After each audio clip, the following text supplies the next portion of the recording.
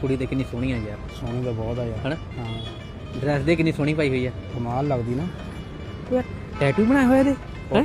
ਹਾਂ ਓਏ ਟੈਟੂ ਬਣਿਆ ਓਏ।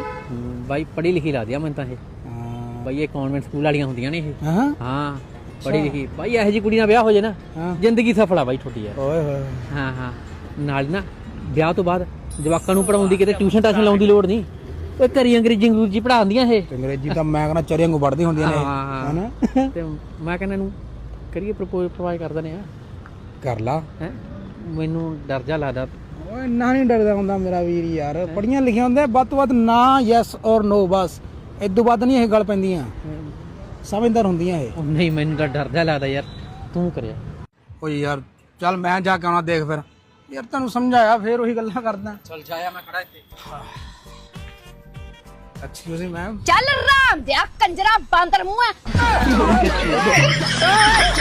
ਤੈਨੂੰ ਉੱਥੇ ਵੇਖਣ ਦਈ ਆ ਮੈਂ ਕਦੋਂ ਦੀ ਤੂੰ ਡੇਲੇ ਪਾੜ ਮੈਨੂੰ ਵੇਖਣ ਡਿਆ ਵਾ। ਕਦੀ ਤੂੰ ਸੋਹਣੀ ਕੁੜੀ ਨਹੀਂ ਵੇਖੀ। ਜੇ ਮੈਂ ਆਪਣੇ ਵੀਰਾਂ ਨੂੰ ਦੱਸਦਾ ਨਾ ਤੇ ਤੇਰਾ ਮਾਰ ਕੇ ਧੂੰ ਕੱਢ ਦੇਣਗੇ। ਮੈਂ ਅੱਜ ਕੱਪੜੇ ਕਿਦਾਂ ਦੇ ਪਾ ਲਏ ਤੁਸੀਂ ਤੇ ਮੇਰੇ ਡੇਲੇ ਪਾੜ ਕੇ ਜੀਣਾ ਆਰਾਮ ਕਰ ਛੱਡਿਆ ਕੰਜਰਾਂ ਨੇ। ਬਾਂਦਰ ਮੂੰਹ ਹੈ ਕਿੱਦਾਂ ਲੱਗੇ ਵੇਖਣ ਛਿੱਤਰ ਖਾਣੇ। ਲੈ ਵੀ ਮਿੱਤਰਾ ਇਧਰ ਮੂੰਹ ਕਰ ਲਾ ਆਪਾਂ ਤਾਂ ਦੇਖਣਾ ਹੀ ਨਹੀਂ। ਜੇ ਮੇਰੇ ਪਿੱਛੇ ਵੀ ਆਇਆ ਨਾ ਤਾਂ ਫੇਰ ਵੇਖ ਲਈ ਤੂੰ ਛਿੱਤਰ ਮਾਰ ਮੂੰਹ ਭੰਦੂ ਤੇਰਾ ਮੈਂ ਬਾਂਦਰ ਕਹਿ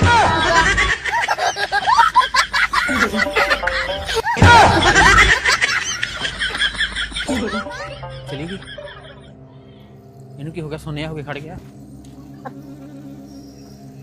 ਭਾਈ ਚੱਲ ਹਰਾਮ ਦਿਆ। ਕੀ ਹੋ ਗਿਆ। ਚੱਲ ਹਰਾਮ ਦਿਆ। ਚੱਲ ਮੇਰਾ ਭਰਾ ਤੈਨੂੰ ਡਾਕਟਰ ਲੈ ਕੇ ਆਉਣਾ। ਚੱਲ ਹਰਾਮ ਦਿਆ।